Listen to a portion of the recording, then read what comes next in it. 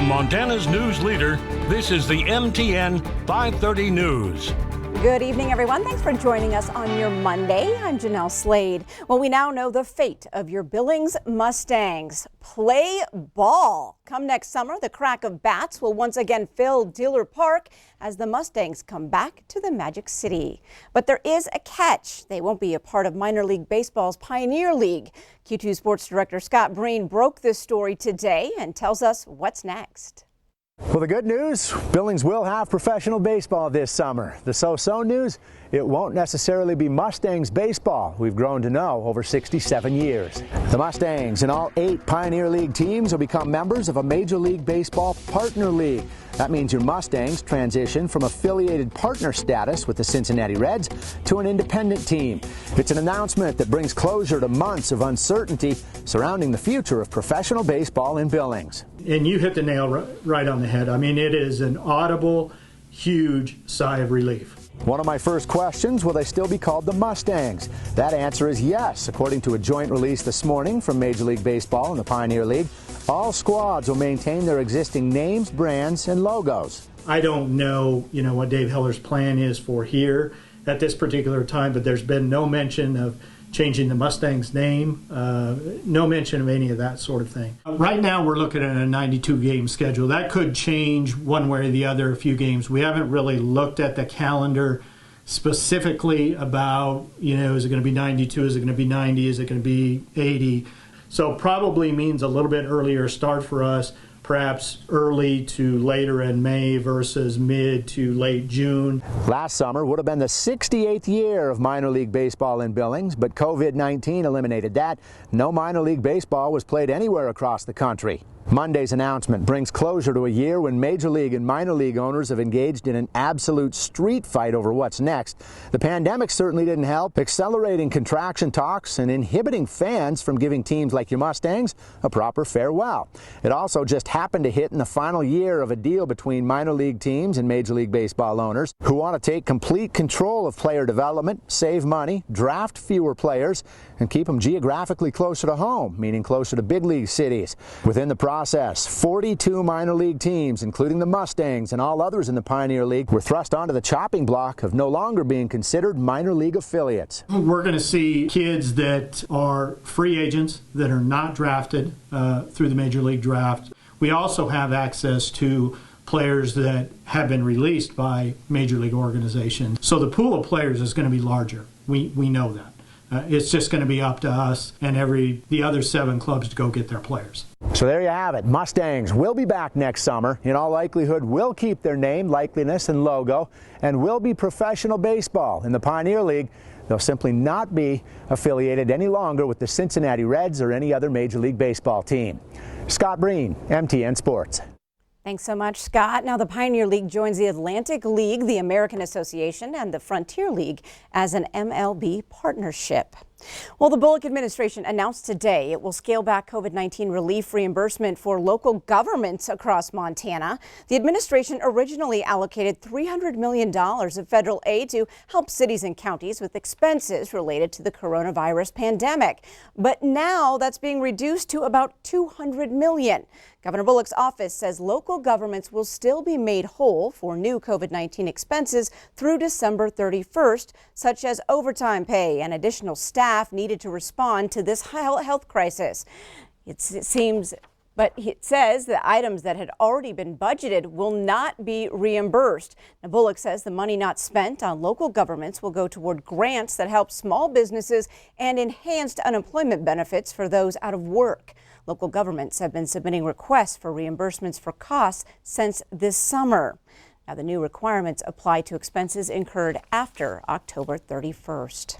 Well, as Congress comes back into session this week in Washington, it remains unclear whether it can agree on another bill offering pandemic-related relief for businesses and other entities or individuals. Both of Montana's U.S. Senators, Republican Steve Daines and Democrat John Tester, tell MTN News they'd like to see a bill passed. Well, Daines says he's introduced several bipartisan bills, including ones that would forgive prior loans to small businesses or offer relief to businesses with fewer than 50 employees. He says he'd like like to see them passed or incorporated into a larger bill. His office also says Democratic leaders in Congress have rejected earlier efforts to compromise. Tester says a bill should be targeted at specific needs, such as health care costs, the hospitality industry, and unemployed and schools and colleges. Tester wrote a letter today to Senate Republican and Democrat leadership saying it's time to stop assessing blame and get a bill passed. He tells MTN News that negative effects from the pandemic are getting worse and a substantial aid package is needed now. We could get a bill out that have $1.25 trillion, between $1.25 trillion and $1.75 trillion in it that's very, very targeted.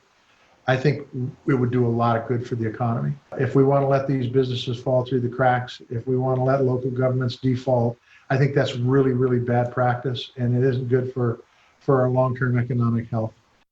And Tester also says he believes that President-elect Joe Biden is supportive of a COVID relief package. Well, Flathead County's interim public health officer has confirmed to MTN News tonight she will resign from her position when her contract expires at the end of December. Tamalee Robinson, who used to work at Riverstone Health in Billings, has also resigned from her position in the Flathead County Health Board, which she temporarily vacated to serve as public health officer. Robinson said she faced challenges passing public health orders as the Flathead County Health Board twice voted against the health department's recommendation to limit indoor event size to under 500 people. She says the health department is in the process of finding a permanent public health officer with plans to make a formal announcement in the near future. Well, Montana health authorities report 15 more COVID-related deaths so far today, along with more than 650 new active cases. These latest deaths reported this afternoon, one from Bighorn County and 2 more out of Stillwater County. Cascade and Gallatin counties each report 3 victims today. COVID-19 is also being blamed for deaths in Yellowstone, Silverbow, Sheridan, and Prairie counties. At this hour, MTN reports a total of 707 total deaths across the state. Well, this Cyber Monday is set to break records for internet sales. But as Q2's Andrea Lutz tells us, businesses in downtown Billings have been seeing this influx months ahead of today. It could be anywhere from a couple to 60.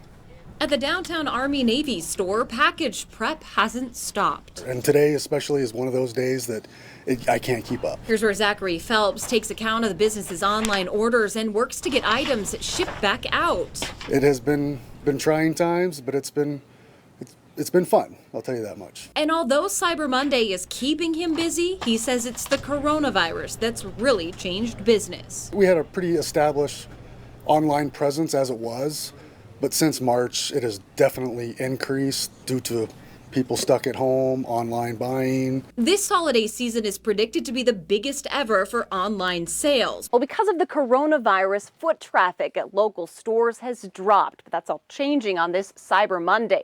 That's because it's predicted that 35% in sales will increase nationwide. We've been exceptionally busy, so. Owner Eddie Schmidt says all around, the year has been positive with support. I think it'll continue now through the winter. That's because experts don't see the virus winding down anytime soon. People are still awfully nervous, and quite frankly, the internet's made it very easy for people to shop. And I know in a lot of parts of the country, nobody is out anywhere, and this just solves it. And so it should continue to be a really positive year. In Billings, Andrea Lutz, MTN News. And as you finish up your Cyber Monday shopping, here are some safety hacks to remember. Beware of any fake shipping, coupon, or gift card scams. Think before you click on attachments or email links that may contain spyware. And shop with reputable sources. And never enter your credit card number on a public Wi-Fi connection. Well, tonight we're learning about a fatal vehicle versus train crash that took the life of a 17-year-old. Well, what we're learning is that it happened last Tuesday evening as local tribal officers were pursuing the teenager's vehicle. Montana Highway Patrol reports just before 6 p.m. Tuesday, November 24th, the boy was attempting to outrun local tribal officials on Highway 451 between Garryowen and Lodgegrass.